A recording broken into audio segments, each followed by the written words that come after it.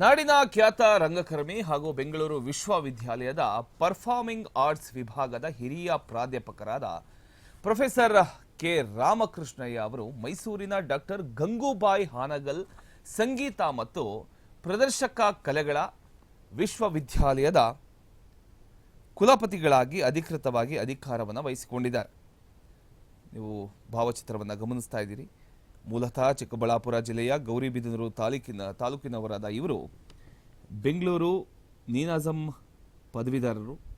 ಪ್ರದರ್ಶನ ಕಲಾ ವಿಭಾಗ ಬೆಂಗಳೂರು ವಿಶ್ವವಿದ್ಯಾಲಯದಲ್ಲಿ MA ಡ್ರಾಮಾ ಪದವಿ, PhD ಪದವಿಯನ್ನು ಪಡೆದು ಪ್ರಾಧ್ಯಾಪಕರಾಗಿ ವಿಶ್ವವಿದ್ಯಾಲಯದಲ್ಲಿ 25 ವರ್ಷಗಳ ಸುದೀರ್ಘ ಬೋಧನಾ ಅನುಭವವನ್ನು ಇವರು ಹೊಂದಿದ್ದಾರೆ.